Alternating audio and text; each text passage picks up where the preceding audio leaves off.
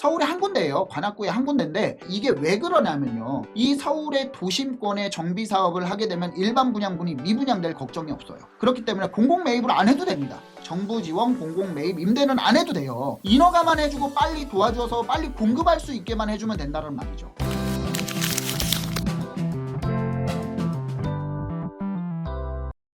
안녕하세요. 반갑습니다. 여러분들과 함께 부동산 투자의 시작을 설계하는 채널 이충민의 부말리입니다. 오늘은 97 공급 대책에서 후속 대책이 얼마 전에 또 나왔습니다. 11월 28일 날 후속 대책이 한번 나왔죠. 서울 수도권에 29,000호 공공주택을 공급하겠다 후속 대책이 나왔는데 12월 8일 날 또 97 공급 대책의 후속 대책이 발표가 됐습니다. 그래서 오늘은 97 대책의 후속 대책, 그러니까 11월 18일 날 발표한 후속 대책에 이어서 12월 8일 날 발표한 후속 대책이 어떤 대책이면서 또 시장에 어떤 파급 효과가 발생할지 한번 살펴보도록 하겠습니다. 그럼 12월 8일 날 나온 후속 대책을 말씀드리기 전에 97 공급 대책이 무엇이며 그 다음에 11월 28일 날 나왔던 1차 후속 대책이 뭔지 간단하게 살펴보겠습니다. 97 대책은요, 지금 정부에 들어서 유일하게 공급 대책이라고 말씀드릴 수 있죠. 2030년까지 수도권에 135만 가구를 공급한다라는 계획입니다. 135만 가구는 수도권에만 집중해서 공급한다라는 계획이었고, 그 다음에 97 대책에서 지방의 대책은 전부 전무하다. 공공택지나 LH가 직접 시행을 하겠다. 이렇게 공공주도의 공급 대책 발표 이후에 시장에서는 굉장히 냉랭한 반응이었습니다. 그래서 정부는 또 부랴부랴 97 공급 대책을 빨리 가시화하기 위해서 후속 대책들을 내놓고 있는데, 그 97 공급 대책의 1차 후속 대책이 바로 11월 28일 날 발표한 공공주택을 29,000호 공급을 하겠다라는 발표였습니다. 핵심 내용은 최근 5년 평균 대비 2.3배의 규모고요. 정작 필요한 서울에는 1,300가구 정도 공급이 되고요. 고덕 강일지구죠. 그쪽이 유일하다라고 볼 수 있고요. 그 다음에 경기도가 23,800호. 근데 여기에서 중요한 게 지금 아파트가 너무나 가격이 하락되는 평택 같은 지역도 공급 물량에 포함이 된다. 그리고 인천에 3,600가구. 시장의 반응은 29,000호 발표한다라는 그런 계획이 나오고 나서도 특별한 움직임은 없다. 이렇게 말씀드릴 수 있습니다.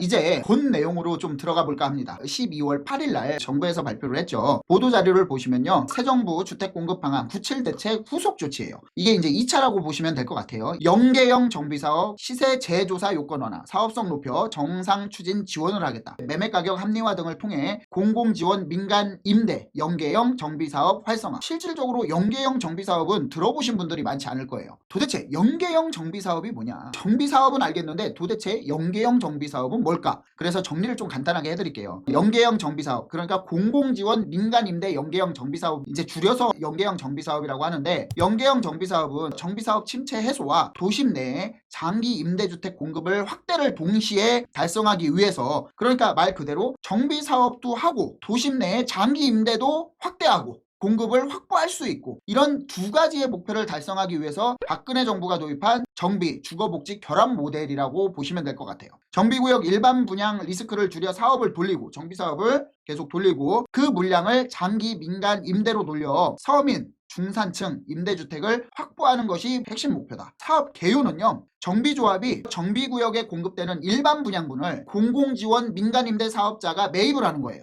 수도권 24,000가구 공급 속도전, 공공지원 민간임대의 연계형 정비로 일반 분양 허용한. 그러니까 무슨 얘기냐면, 연계형 정비 사업을 하지만 공공지원에서 민간임대를 하는데 이거를 일반 분양으로 허용할 수 있게 하겠다. 임대주택 매매가격 산정 기준도 개선을 해서 임대주택 같은 경우 가격이 낮은데 이거를 시세대로 재평가를 하겠다. 공사비 증가분 반영해서 사업 속도까지 높이겠다. 그러니까 정비사업에 대해서 정부가 공공기여를 해서 공공지원을 해서 조금 더 정비사업 사업을 활성화하겠다. 저는 이런 부분들은 굉장히 좀 좋은 효과를 낼 거라고 생각을 합니다. 그래서 12월 8일 날 정부에서 발표한 2차 97 후속 대책 간단하게 요약을 해보면요, 정비사업과 민간 임대를 연계시키는 거고요. 그 다음에 조합은 일반 분양분에 대한 리스크를 줄이는 거고, 그 다음에 도심 내 민간 임대 공급을 확대하는 거라고 보시면 됩니다. 아주 간단한 내용이에요. 그래서 지금 공공지원 민간 임대의 연계형 정비사업 현황을 보면은 서울은 관악구 하나예요. 그 다음에 세대수로는 전체 공급세대가 1143세대, 그리고 대부분 비선호 지역이라고 볼 수 있죠. 왜냐면 아파트가 비선호 분호가 되다 보니까 미분양 리스크가 있는 거잖아요. 그러니까 공공지원 민간 임대로 연계형 정비사업으로 추진을 해서 오히려 득을 보는 지역들, 이런 지역들이다. 이게 실질적으로 보면은요, 서울, 경기도, 파주 굉장히 어려웠죠. 2022년도 들어서. 그리고 평택, 인천도요 6군데인데 지금 미추홀구 같은 경우에는 인천 중에서도 굉장히 외곽 지역이고 빌라 단지 위주로 많이 조성돼 있는 그런 지역이라고 볼 수 있습니다. 동구와 부평 이런 지역들이 실질적으로 연계형 정비사업으로 진행을 하고 있고요. 부산 한 군데, 대전 한 군데, 충남 한 군데, 경남, 광주 한 군데씩. 그래서 총 지금 전국에서 연계형 정비사업은 15군데 진행이 되고 있다라는 말씀을 드리고 싶습니다. 정부 발표에 따르면 시세 재조사 요건 완화라는 내용이 있었어요. 이게 무슨 얘기냐면 간단하게 정리를 해드리면 3년 제한 폐지를 했다. 전체 기간 공사비 상승을 반영을 한다. 그러니까 원래는 대부분 공사기간이 3년이거든요. 근데 이제 지금 뭐 조합의 이제 문제라든가 아니면은 공사비 갈등이라든가 이런 부분 때문에 공사가 점점 더 길어지고 있죠. 그래서 이제 평균 공사 기간이 지금 40개월을 좀 넘어가고 있습니다. 둔촌조금 같은 경우에는 타워 크레인 철거하는 그런 최악수까지 뒀다라는 현장도 나타날 정도로 사업 기간이 지금 굉장히 길어지고 있고요. 그 다음에 대조동의 재개발 구역 같은 경우도 이제 공사비 갈등으로 사업이 멈추는 그런 구역들이 늘어나고 있습니다. 그러다 보니까 3년 제한으로 끄면 시간이 지나면 지날수록 공사비가 계속해서 상승을 하는데 그 상승 여건을 정확히 반영할 수 없다라는 이유로 전체 공사 기간을 반영을 하겠다라는 취지라고 보시면 될 것 같아요. 그래서 시세 재조사 요건은 기존에는 최근 3년 공사비 상승률만 반영해서 20% 미만이면 반영이 불가했어요. 이렇게 하다 보니까 문제점은 장기간 공사비 폭등 반영이 불가해요. 공사 기간이 길어지면서 공사비가 더욱더 폭등하는 모습인데 이런 부분 때문에 굉장히 애를 먹었다라고 볼 수 있어요. 그래서 사업성이 굉장히 악화가 됐다라는 건데 일단 이번 대책으로 인해서 개선된 게 뭐냐면 사업 시행인가 이후에 전체 기간 공사비를 20% 이상이면은 재조사 가능하고요. 그 다음에 이걸로 인해서 공사비 현실화 반영, 그 다음에 사업성의 회복이 가능하다라고 문제점 해결을 하기 위해서 이렇게 제도 개선을 한다라고 말씀드릴 수 있습니다. 그리고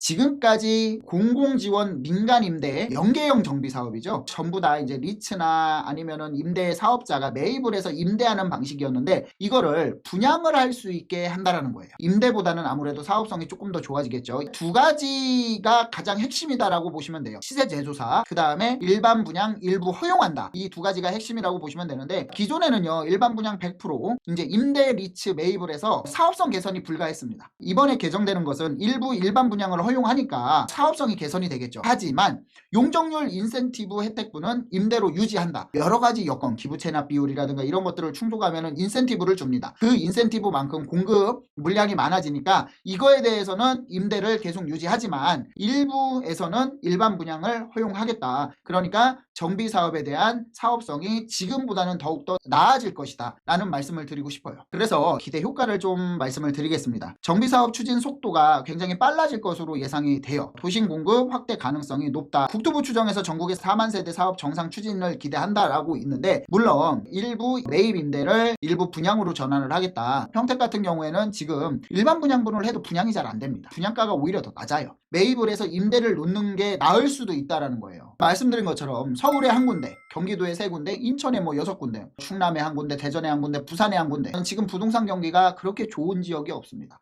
서울에 한 군데예요. 관악구에 한 군데인데 이게 왜 그러냐면요. 이 서울의 도심권에 정비 사업을 하게 되면 일반 분양분이 미분양될 걱정이 없어요. 그렇기 때문에 공공 매입을 안 해도 됩니다. 정부 지원 공공 매입 임대는 안 해도 돼요. 인허가만 해주고 빨리 도와줘서 빨리 공급할 수 있게만 해주면 된다는 말이죠. 근데 전국에 4만 가보면은 대부분 지금 부동산 경기가 매우 안 좋은 지역들 위주로 4만 가구 사업이 정상 추진될 것으로 기대되는데 정부 지원 공공 매입을 해서 임대를 놓는다라는 것을 일반 분양으로 전환을 한다라고 해서 사업성이 과연 좋아질까? 저는 이거에 대한 의심을 안 할 수 없습니다. 도심 공급은 이것 때문에 지금 공급이 안 되는 게 아니잖아요. 도심 공급은 이 미분양을 해소하는 방법, 미분양을 해소해서 공공 지원 임대로, 정부 지원 공공 임대로 가는 이것 때문에 도심 공급이 안 되는 게 아니란 말이죠. 지금 정부에서 아니면 국토부에서 정비 사업과 민간에서 정작 필요한 도심권에 대해서 공급을 지금 대놓고 방해는 안 하고 있지만 방해하는 거와 마찬가지거든요. 그렇기 때문에 지금 도심 공급 확대 가능성이라는 것은 오히려 어불성설이다 라고 말씀을 드리고 싶어요. 그리고 조합, 시행사 입장에서 사업자에게 기대감이 증가한다? 이거 같은 경우에는 오히려 시세가 떨어지는 지역들, 이런 지역들 같은 경우에는 일반 분양 안 해도 되죠. 공공 매입 임대로 가도 되는데 지금 부동산 경기가 굉장히 어려운 시점에서 공공 공공 지원을 한다라고 해도 실질적으로 이걸 공공 매입을 해서 공공 임대를 놓을 수 있는 그런 리츠 회사들이나 펀드 회사들이 얼마나 있겠냐라는 물음표를 던질 수밖에 없다라는 말씀을 드리고 싶어요. 그리고 지방 대규모 사업장의 영향력이 클 것이다. 제가 봤을 때는 이 부분에 대해서는 좀 의심을 가질 수밖에 없습니다. 그래서 정부에서는 지금 실질적으로 도심에 공급해야 되는 거는 생각은 하고 있지만 여기를 공급한다라고 어설픈 정책을 내면은 여기가 오히려 불을 끄지 못할 정도로 불이 활활 타는 그런 것을 방지하기 위해서 지금 외곽만 돌고 있지 않나, 이런 의심을 안 할 수 없습니다. 지금까지 정부에서 발표한 97 공급대책의 2차 후속 대책에 대해서 설명을 드렸습니다. 연계형 정비사업이라는 틀 안에서 발표를 했는데, 제가 말씀드렸듯이 정부에서는 이 발표를 하고 기대 효과가 굉장히 클 것으로, 도심 내 공급이라든가 이런 공급이 활성화될 것으로 기대를 하지만 시장에서는 이 부분에 대해서 굉장히 좀 냉랭한 반응을 보이고 있다라는 말씀을 드리고 싶어요. 우리 구독자 여러분과 시청하시는 분들께서 2차 후속 대책에 대해서 정부는 어떤 생각을 하고 있는지 한번 생각을 해보실 필요가 있다라고 생각이 됩니다. 오늘은 이것으로 마무리하겠습니다. 감사합니다.